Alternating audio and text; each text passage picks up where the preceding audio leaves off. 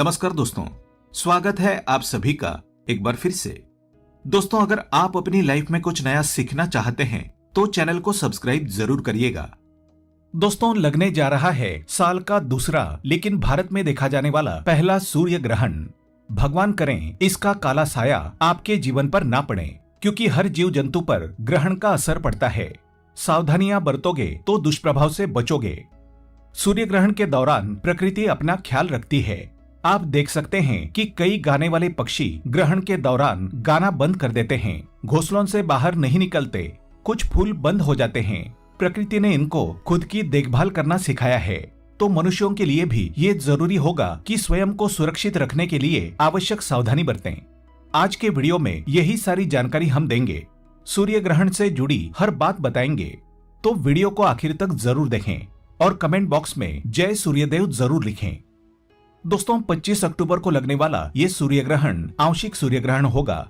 ये ग्रहण भारत समेत यूरोप का कुछ भाग, एशिया का दक्षिण पश्चिमी भाग, अफ्रीका महाद्वीप का उत्तर पूर्वी भाग और अटलांटिक में दिखेगा।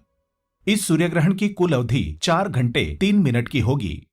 इसका आरंभ 25 अक्टूबर को दोपहर 2:29 पर हो जाएगा और समापन 6:32 पर होगा।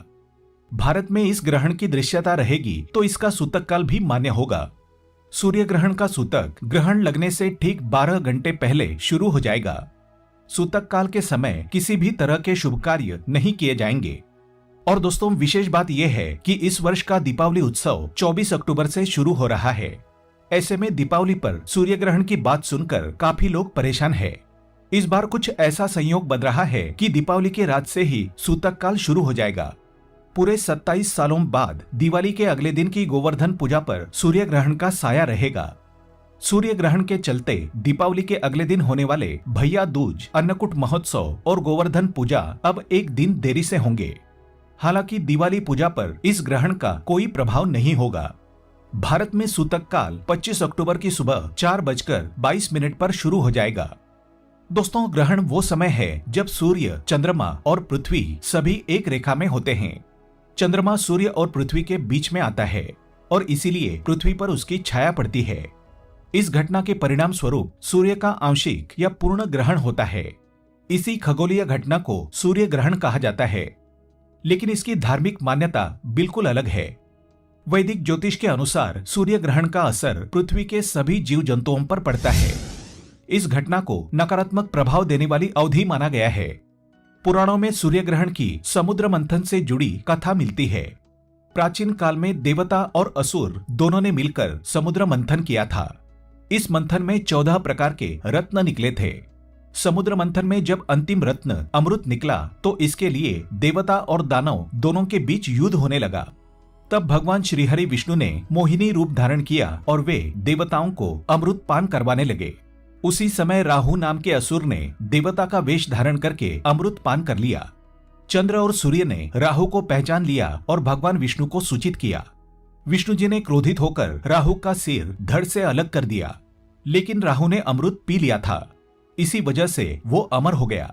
तभी से राहु चंद्र और सूर्य को अपना शत्रु मानने लगा और समय समय पर इन ग्रहों को सताने लगा, उन्हें ग्रसने लगा।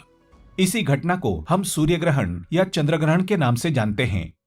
ग्रहण के 12 घंटे पहले से ग्रहण की समाप्ति तक कुछ विशेष सावधानियां बरतने की आवश्यकता होती है, ताकि इसके दुष्प्रभाव से बचा जा सके। ऐसे में जानते हैं इस दिन क्या करने की मनाही होती है और क्या करना शुभकारक होता है। लेकिन दोस्तों, उससे पहले आपसे रिक्वेस्ट करते हैं कि वीडियो को लाइक जरूर करिएगा, दोस्तों को शेयर कर दीजिएगा, और अगर आपने अभी तक चैनल को सब्सक्राइब नहीं किया है तो चैनल को सब्सक्राइब करके बेल आइकन जरूर दबाइएगा। दोस्तों, धार्मिक मान्यताओं के अनुसार सूतक काल में कोई शुभ या मंगल कार्य नहीं किया जाता। ग्रहण काल में सोना नहीं चाहिए। जो व्यक्ति ग्रहण काल में सोते हैं वो रोगों से बाधित हो जाते हैं। इस समय पूजा पाठ बिल्कुल नहीं करने चाहिए। मंदिर के दरवाजे, पट बंद कर देने चाहिए, क्योंकि मंदिर को खुला रखने से मंदिर में नकारात्मक प्रभाव पड़ने लगता है। पूजा पाठ करने से इसके विपरीत परिणाम दिखने लगते हैं। ग्रहण काल में भूल से भी झाड़ू नहीं लगाना चाहिए। अगर ग्रहण काल में झाड़ू लगाते हैं तो ऐसे घर में दरिद्रता का, अलक्ष्मी का वास हो जाता है। घर के सदस्य रोग शोक से ग्रसित हो जाते हैं। ग्रहण काल में खाना नहीं खाना चाहिए। वैसे सूर्य किरणों को प्राकृतिक कीटाणुनाशक के रूप में जाना जाता है, लेकिन सूर्य ग्रहण के दौरान उनकी तीव्रता अन्य दिनों की तरह नहीं होती। ये किरणें अन्न पदार्थों में से कीटाणुओं का नाश करने में असमर्थ होती है। इस पर राहु का प्रभाव पड़ जाता है। इसी कारण सूर्य ग्रहण से कम 2 घंटे पहले खाना बंद कर देना चाहिए। अगर ग्रहण काल में कुछ खाना ही चाहते हैं तो उसमें तुलसी पत्र डाल दें। ग्रहण के पहले भोजन में तुलसी पत्र डाल के रखें। ग्रहण काल में भोजन नहीं बनाना चाहिए।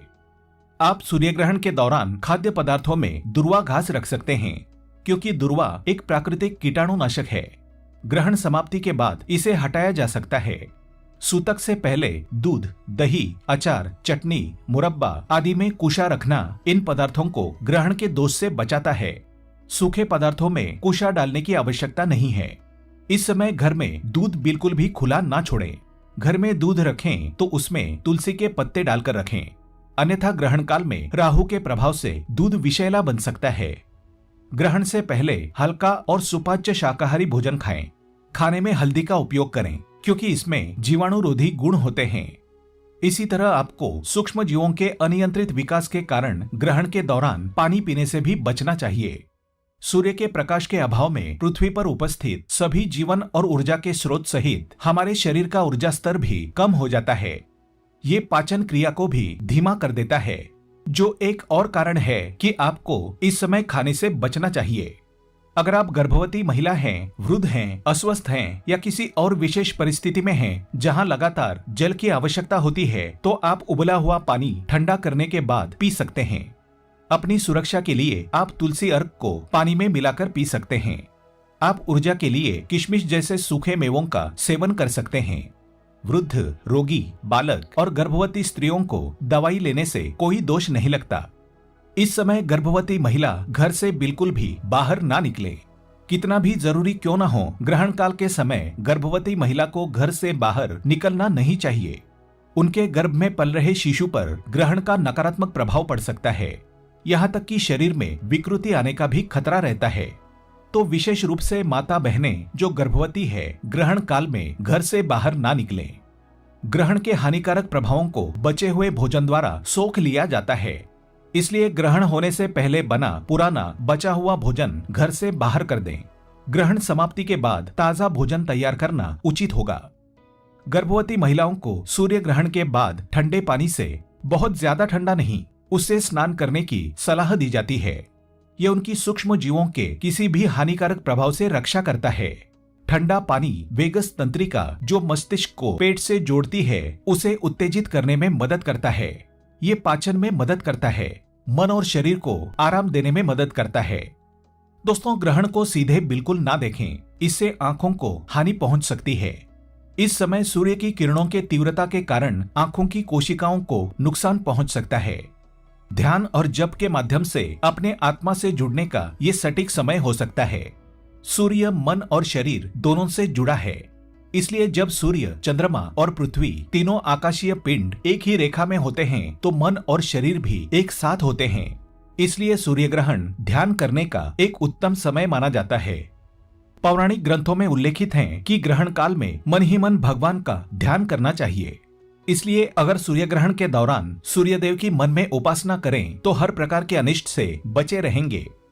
अब ग्रहण से पहले तुलसी के थोड़े पत्ते, तुलसी की मिट्टी, गोमूत्र, गंगाजल, गौ माता के पैर की धूल घर में लाकर रख दें। ग्रहण के बाद नहाने के पानी में इन्हें डालकर स्नान करते हैं तो जीवन में कभी भी आपको राहु, केतु या कोई भी दुष्ट ग्रह सता नहीं पाएगा। इन सब से आप सदा सुरक्षित रहेंगे। घर के छोटे बच्चे किसी कारण इस समय घर से बाहर चले गए हैं और ग्रहण के बाद आ रहे हैं तो ऐसे बच्चे के सर पर थोड़ा सा गंगाजल जरूर छिड़का दें। इससे ग्रहण का दुष्प्रभाव दूर हो जाएगा। ग्रहण काल के बाद विशेष रूप से ध्यान रखें कि तुलसी माता के ऊपर थोड़ा सा गंगाजल अवश्य छिड़कें। ग्रहण के बाद गौमाता की पूंछ, गौमाता का सिर और गौमाता के पैर, इन 3 हिस्सों को जरूर छूकर आएं। ऐसा करने से व्यक्ति पर कभी भी राहु की बुरी नजर नहीं पड़ती। सूर्य ग्रहण के प्रतिकूल प्रभाव का असर कम करने के लिए कुछ उपाय आपके लिए बेहद लाभकारी साबित होंगे। सूर्य ग्रहण के तुरंत बाद सूर्य से संबंधित दान जैसे कि गेहूं, गुड़, मसूर की दाल, तांबा आदि का दान करना आपके लिए शुभ रहेगा। इसके अलावा आदित्य हृदय स्तोत्र का पाठ कर लें। अपने गुरु मंत्र का जाप करना सबके लिए लाभकारी रहेगा। ग्रहण समाप्ति के बाद गाय को घास, पक्षियों को दाना तथा गरीबों को किए वस्त्रदान का शुभ फल मिलता है। तो दोस्तों सावधानियां अवश्य बरतें। ग्रहण का कोई अशुभकारी असर आप पर, आपके घर परिवार पर नहीं पड़ेगा। कमेंट बॉक्स में जय सूर्यदेव लिखना ना भूलें। आज के लिए बस इतना ही। दोस्तों अगर आपको ये वीडियो पसंद आया है तो वीडियो को लाइक करिएगा, दोस्तों को शेयर जरूर करिएगा और चैनल को सब्सक्राइब करके बेल आइकन जरूर दबाइएगा ताकि आने वाला नॉलेजेबल वीडियो आपको सबसे पहले मिले। दोस्तों मिलते हैं अगले वीडियो में, तब तक के लिए goodbye and thanks for watching my video.